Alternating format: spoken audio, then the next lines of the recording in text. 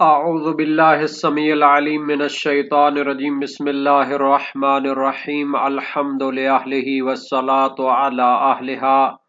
عزیز طلبہ، السلام علیکم ورحمۃ اللہ وبرکاتہ۔ امید ہے آپ سب خیریت سے ہوں گے۔ شرح المدوم کتاب سوم درس نمبر 109 میں رات ہونے کے بارے میں مخبر پر اعتماد کرنے میں تقاضۂ اصل اور جاہل بالحکم کی بحث کی جائے گی۔ یعنی اس درس میں ہم سابقہ جو بحث چل رہی تھی اس کے بارے میں شہید ثانی نے جو بحث کی ہے کہ اس بحث میں تقاضۂ اصل کیا ہے، نیز جاہل بالحکم کی بحث بھی ذکر کرنے والے ہیں۔ رات ہونے کے بارے میں مخبر پر اعتماد کرتے ہوئے اس نے افطار کیا یا مفطر کا استعمال کیا تو اس کے بارے میں شہید نے بحث کی ہے۔ اصل کا تقاضا کیا ہوگا اصول عملیہ میں سے، اور جاہل بالحکم کی بحث بھی کریں گے۔ شہید ثانی کی تحلیل اور تجزیہ ہے، اس میں متعلقہ علمی فوائد اور تحقیقات کا بھی تذکرہ ہوگا۔ جاہل بالحکم کے متعلق کفارہ کے وجوب میں اختلاف نظر پر گفتگو ہوگی۔ مذکورہ اختلاف کا ثمرہ اور نتیجہ بھی ذکر کیا جائے گا۔ شہید ثانی نے بڑی تفصیل کے ساتھ گفتگو کی ہے کہ اگر کوئی شخص دوسرے بندے پر اعتماد کرتے ہوئے سحری کے وقت یا جناب علی افطاری کے وقت وہ کیا کرتا ہے، مفطر کا استعمال کرتا ہے، تو پھر اس کا کیا حکم ہے۔ مختلف جہات سے باتیں ہو چکی ہیں۔ آخری بات یہ تھی کہ شہید اول نے فرمایا تھا کہ اگر کاشف خلاف ہو جاتا ہے تو وہ احکام تھے، تو شہید نے فرمایا اگر کاشف خلاف نہ ہو تو پھر کیا ہوگا، اس صورت میں اس پر قضا واجب نہیں ہوگی۔ شہید ثانی نے فرمایا کہ قضا کا واجب نہ ہونا سحری کے وقت تو سمجھ میں آتا ہے، چونکہ اصل استصحاب بقائے شب اس کے ساتھ ہے، لیکن جو ہے افطاری کے وقت دوسرے کی بات پر عمل کر لینا اور خود تحقیق کو چھوڑ دینا، اس صورت میں جو ہے بات سمجھ میں نہیں آتی کہ انسان دوسرے کی بات پر عمل کر کے وہ کیا کرتا ہے، خود سے تحقیق نہیں کرتا اور افطار کر لیتا ہے، حالانکہ اصل استصحاب بقا اس کی مخالفت میں ہے، استصحاب بقائے نہار اس کی مخالفت میں ہے۔ فرماتے ہیں اصل عملی کے مناسب اس مسئلہ میں یہ ہے کہ ہم کہیں کہ جب موافقت واقع کے ساتھ معلوم نہ ہو تو قضا بھی واجب ہونی چاہیے اور کفارہ بھی واجب ہونا چاہیے، چونکہ افطار کے وقت اسے چاہیے تھا کہ تحقیق کر کے وہ کیا کرتا، افطار کرتا اور دوسرے کی بات پر کان نہ دھرتا۔ اس کی دلیل وہی ہے جو پہلے گزر چکی ہے، یعنی جب قضا اور کفارہ واجب نہیں ہے تو معلوم اور ثابت ہوتا ہے کہ افطار اس کا جو ہے وہ رات کو واقع ہوا ہے، اس وقت قضا اور کفارہ واجب نہیں ہوتا جب افطار اس کا رات کو واقع ہوا ہو۔ لیکن اگر موافقت واقع کے ساتھ معلوم نہ ہو، چاہے مخالفت بواقع معلوم ہو، چاہے مخالفت بواقع معلوم نہ ہو اور اس شبہ میں رہے، ان دونوں صورتوں میں اس پر قضا اور کفارہ دونوں واجب ہوں گے۔ چنانچہ اس قسم کا جو حکم ہے وہ ظلمت موہمہ کے وقت افطار کرنے میں بھی گزر چکا ہے، اور شہید نے فرمایا تھا بل ینبغی وجوبھا، یعنی اس میں کفارہ بھی واجب ہونا چاہیے، قضا بھی واجب تھی اور اس میں کفارہ بھی واجب ہونا چاہیے۔ فرمایا وَإِن لَمْ يَظْهَرْ الْخَطَأُ، اگرچہ کہ اس کی مخالفت ظاہر نہ ہو، بل استمر الاشتباہ لأصالة عدم الدخول مع النہی عن الافطار، بلکہ کیا ہے اشتباہ باقی رہے۔ کیوں اس پر کفارہ واجب ہے؟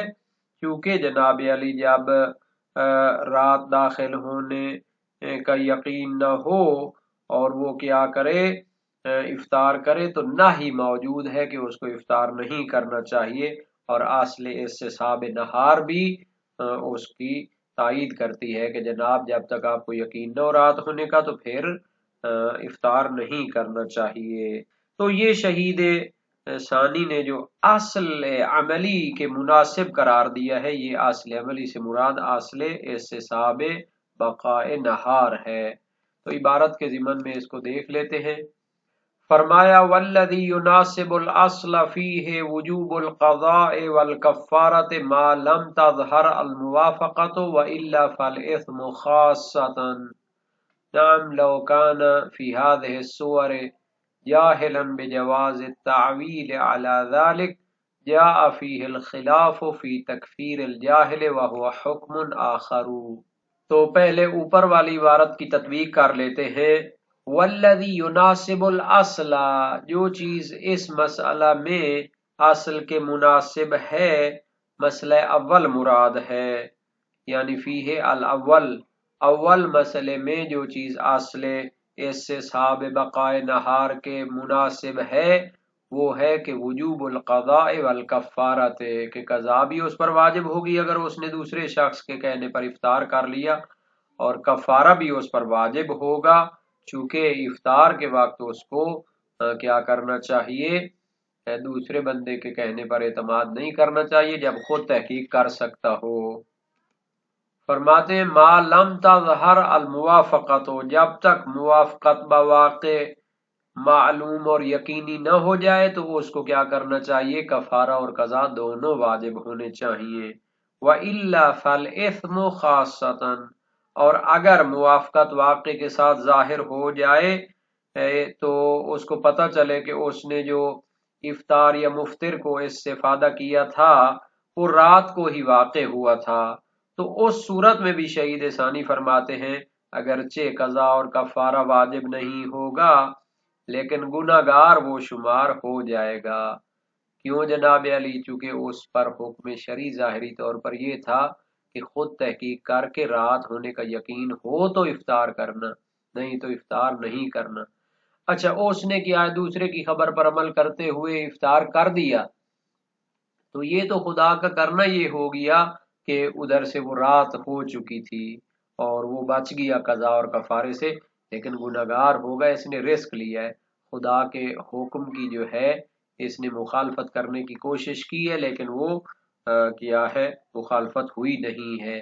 इसकी मिसाल या नज़ीर हम इस तरह दे सकते हैं। इल्म असूल में एक बास है और अब तो काफ़ी किताबों में इसको डिस्कस किया गया है, मूजज़ में भी आई है, तजर्री की बहस, और इसकी तफसील शेख अंसारी ने अपनी रसायल में बहुत तुलानी बहस की है, रिवायात वगैरह को भी लेके आए हैं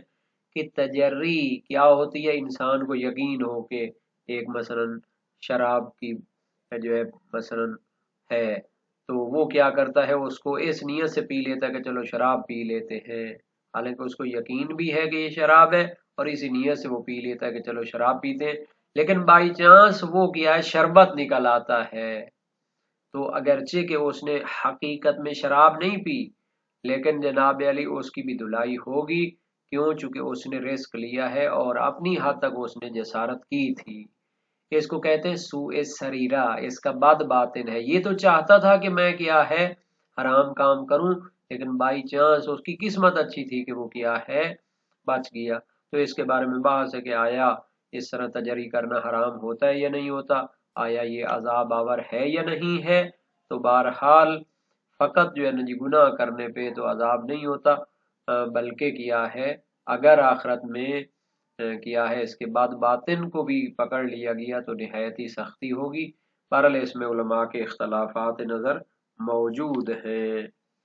हम इसको फ़कत शहीद सानी की इबारत की वजाहत करना चाहते हैं कि अगर बाई चांस उसने दूसरे की बात पर एतमाद करते हुए जबकि वो तहकीक कर सकता था अपने रोज़े को इफ्तार कर लिया और बाई चांस निकल आया कि रात भी हो चुकी थी, हालांकि इसको चाहिए था कि जब तक खुद तहकीक के साथ यकीन नहीं कर लेता कि रात हो चुकी है, ये दूसरे की बात पर एतमाद न करता अगर वो क्या है इस काबिल न हो कि शरई तौर पर उसको हुज्जत समझा गया। अगर दो आदिल गवाही देते हैं तो वो अलहदा मसला है, क्योंकि जब असले इस्तिस्हाब नहार मौजूद है तो उसके लिए इफ्तार करना जायज़ नहीं था, बस जब उसने इफ्तार कर लिया तो ये हद के हुर्मत रोज़ा हो जाती है और मुखालफत किया है इकदाम की वजह से ये हराम है, और इसको इल्म असूल की इस्तिलाह में तजर्री कहते हैं, अगरचे बाद में मालूम हो कि हकीकत में वो हराम काम नहीं था اور رات داخل ہو چکی تھی۔ تو اب ہم آتے ہیں اس عبارت کی طرف، نعم لو کان فی هذه الصور جاہلا بجواز التعویل على ذلك جاء فيه الخلاف في تکفیر الجاہل وهو حکم آخر۔ یہ استثناء ہے وجوب قضا اور کفارہ سے، یعنی اس صورت میں کہ جو ہم نے آخر میں ذکر کی ہے کہ اصل کے موافق اس میں قضا اور کفارہ دونوں ہونے چاہیے، تو فرماتے ہیں وجوب کفارہ میں اختلاف پایا جاتا ہے۔ وہ یہ ہے کہ اگر ان تمام صورتوں میں اور فروض میں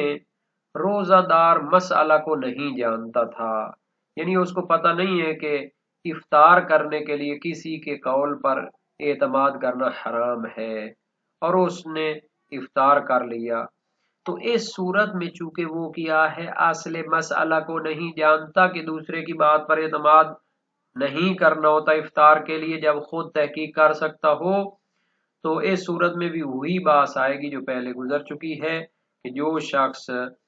مسئلہ نہ جاننے کی وجہ سے افطار کرے آیا اس پر کفارہ بھی ہوتا ہے یا نہیں ہوتا، تو یہاں پر بھی وہی اختلاف آئے گا۔ لیکن یہ ایک حکم ہے جو اس بحث سے خاص نہیں ہے، بلکہ ہر جو شخص جو جاہل بالحکم ہوتا ہے اس کے بارے میں بھی آتا ہے، اسی وجہ سے کہا کہ وہ حکم آخر۔ نعم لو کان فی هذه الصور، اگر روزہ دار ان تمام صورتوں میں کہ جن میں ہم نے کہا کہ قضا اور کفارہ دونوں واجب ہیں، کان جاہلا بجواز التعویل علی ذالک، وہ جاہل تھا کہ آیا افطار کے معاملے میں دوسرے کے قول پر اعتماد کرنا جائز ہوتا ہے یا نہیں ہوتا، اور اس نے اس کی بات پر اعتماد کر کے افطار کر لیا، جاء فیہ الخلاف فی تکفیر الجاہل، تو اس کے بارے میں وہی اختلاف آئے گا جو جاہل مسائل شرعی سے جاہل شخص پر کفارہ واجب ہوتا ہے یا نہیں ہوتا، اس میں جو اختلاف پایا جاتا ہے۔ تو گویا یہ شخص جاہل تھا اس مسئلے کے بارے میں کہ آیا دوسرے پر اعتماد، دوسرے کی بات پر اعتماد کر سکتے ہیں یا نہیں کر سکتے، اور اس نے افطار کا ارتکاب کر لیا، تو اس کے بارے میں اختلاف ہے کہ جاہل شخص جو مسائل سے جاہل ہوتا ہے اس پر کفارہ واجب ہوتا ہے یا نہیں ہوتا۔ اچھا، یہاں پر جو تعبیر ہے بے جواز تعویل، مناسب یہ تھا کہ اس کو کہتے بے عدم جواز تعویل، یعنی وہ یہ مسئلہ نہیں جانتا کہ دوسرے کے قول پر اعتماد کرنا جائز نہیں ہوتا، تو بہرحال مراد شہید کی بھی وہی ہوگی، لیکن عبارت بہتر ہو جاتی۔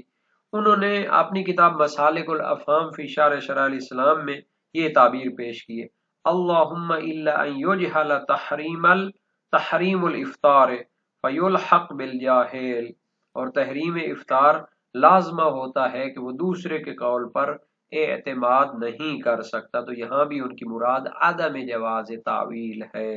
یعنی دوسرے کے قول پر اعتماد کرنا جائز نہیں ہے۔ تو بہرحال اگر وہ جاہل ہو جواز تعویل کے حال سے، تو پھر وہ کیا کر لے، افطار کر لے، تو آیا اس پر کفارہ واجب ہے یا نہیں، تو اس کے بارے میں وہی اختلاف آئے گا کہ آیا جو بندہ مسائل شرعی سے جاہل ہوتا ہے اس پر کفارہ واجب ہوتا ہے یا نہیں ہوتا۔ اس کی بحث پہلے گزر چکی ہے، وفی وجوب الکفارۃ علیہ یعنی علی الجاہل خلاف، تو یہ اختلاف یہاں بھی آئے گا۔ شہید ثانی فرماتے ہیں وَهُوَ حُکْمٌ آخر، یہ ایک علیحدہ حکم ہے، یعنی یہ جو اختلاف ہے یہ دوسرا حکم ہے، یہ اس مسئلے کے ساتھ اختصاص نہیں رکھتا بلکہ ہر جاہل بالاحکام شرعیہ میں جاری ہوتا ہے۔ اس طرح شہید ثانی کی جو تحقیقات تھیں اس مسئلے کے بارے میں، شہید اول کے نظریات اور باقی علماء کے نظریات بھی بیان ہو چکے، اور اس میں ادبی تحقیقات بھی پیش ہوئی۔ اچھا، اس میں جو ہے نا جی اصول عملیہ کے بارے میں ایک مختصر سی وضاحت ہو جائے کہ اصول عملیہ جو ہوتی ہیں یہ ادلہ اجتہادیہ کے مقابلے میں ہوتی ہیں۔ ادلہ اجتہادیہ وہ دلیلیں ہوتی ہیں جو حکم واقعی کو کشف کرنے کی صلاحیت رکھتی ہیں، جیسے قرآن کریم ہے، سنت معصومین ہے، تو اصول عملیہ وہاں پہ جاری ہوتی ہیں جہاں پر دلیل اجتہادی موجود نہ ہو۔ تو یہ جو اصول عملیہ بنائی گئی ہیں، اصل برات ہے، اصل تخیر احتیاط اور اصل استصحاب ہے، یہ اصولیوں نے اپنی طرف سے نہیں بنائی، بلکہ ان کی بھی ادلہ شرعیہ موجود ہیں۔ یعنی اصل برات کے لیے قرآن اور حدیث اور عقل و اجماع سے استفادہ کیا جاتا ہے، اور جناب علی باقی بھی احتیاط کے لیے بھی اور استصحاب کے لیے بھی خصوصی دلیلیں موجود ہیں۔ حتیٰ امام علی علیہ السلام کی جو روایت ہے، جس کو 400 کہتے ہیں، ایک ہی محفل میں امام نے 400 تک قواعد بیان کیے تھے مسائل، ان میں ہے کہ جب تک آپ کو یقین ہے تو اس کو شک کے ذریعے نہیں توڑنا، لا تنقض الیقین بے شک کے ابدا۔ اور ان اصول عملیہ کو بعض اوقات جو ہے نا لوگ کہتے ہیں کہ یہ اصولی نے اپنی طرف سے بنائی ہیں، ہرگز نہیں، اس کے لیے کیا شرعی ادلہ موجود ہیں۔ ہم نے شاید پہلے بھی متوجہ کیا ہو، بڑی بڑی کتابیں خود اخباریوں نے بھی لکھی ہیں، الاصول الاصلیہ، فیض کاشانی، عبداللہ شبر اور اس طرح، اور سب سے بڑی جو کتاب ہے اس بارے میں جناب عاملی صاحب وسائل نے الفصول المہمہ فی اصول الائمہ لکھی ہے، 5 جلدوں میں یا 3 ضخیم جلدوں میں وہ کتاب شائع ہوئی ہے، ہزاروں روایات کو جمع کیا ہے جو اصول کے قواعد سے متعلق ہیں۔ تو یہ چیزیں بھی ہمارے ذہن میں ہونے چاہیے، تاکہ یہ نہ سمجھے کہ شہید ثانی بار بار اصل سے کیوں استفادہ کرتے ہیں۔ اصول عملیہ بھی روایات اور آیات سے استنباط کی جاتی ہیں۔ ایک حدیث ہے، 2-4 راویوں نے ائمہ اہل بیت سے نقل کی ہے، فرمایا علینا القاء الاصول وعلیکم بالتفرع، ہم آپ کو فارمولے بیان کرتے ہیں، آپ اس سے فروعات اور جزئی مسائل کو استنباط کریں۔ تو یہ تو قدیم ایام سے چل رہا ہے، لیکن یہ ہے کہ بعض اوقات جو تاریخوں میں کیا ہوا ہے، تحریف وغیرہ ہوئی ہے، لوگ سمجھتے ہیں کہ علم اصول آغا علامہ حلی نے شروع کیا ہے۔ خدا کے بندے، علامہ حلی کے دور پر بڑی بڑی کتابیں جو ہے نا جی تشیع کے بڑے علماء فقہا نے لکھی تھی۔ سید مرتضیٰ کی الذریعہ الی اصول شریعہ 2 ضخیم جلدوں میں ہے۔ آغا شیخ طوسی جنہوں نے 2 کتابیں کتب 4 حدیث کی لکھی ہیں، تہذیب اور استبصار، ان کی کتاب عدت الاصول ہے، دنیا میں سب سے پہلے ہندوستان اور بر صغیر میں شیعہ علماء نے شائع کی۔ اور اس کے علاوہ معارج الاصول محقق حلی کی ہے، اتنی بڑی شخصیت ہیں۔ اور جو ہے نا غنیت النزوع کا قسم الاصول علیحدہ ہے۔ تو یہ بڑے قدیم لوگ ہیں، علامہ حلی سے پہلے بڑی بڑی تحقیقات اس موضوع پہ موجود تھیں اور تحقیقات آ چکی تھی، اور ائمہ اہل بیت کے دور میں تو یقیناً ان کو ائمہ اہل بیت اصول کی تربیت کرتے تھے تاکہ وہ اپنے علاقوں میں جائیں تو پھر وہ استنباط کر سکیں۔ اور ایک مرتبہ شاید میں نے بتایا تھا کہ 18 جلدوں میں ایک کتاب آئی ہے، موسوعۃ طبقات الفقہاء، اہل بیت کے دور کے فقہا اور جو استنباط کی صلاحیت رکھتے تھے، 3 ضخیم جلدیں اس موسوعے کی، پہلی 3 ضخیم جلدیں ائمہ اہل بیت کے دور کے فقہا کی ہیں۔ تو اصل میں باتوں کو سمجھنا چاہیے، حل کرنا چاہیے، ایسے نہ ہو کہ جناب علی شہید اول بار بار اصل سے کیوں استفادہ کر رہے ہیں۔ فقیہ درجہ اول تھے اور انہوں نے کیا کیا ہے، جو ہے بہت بڑی خدمت کی ہے علم فقہ اور علمی منابع کی۔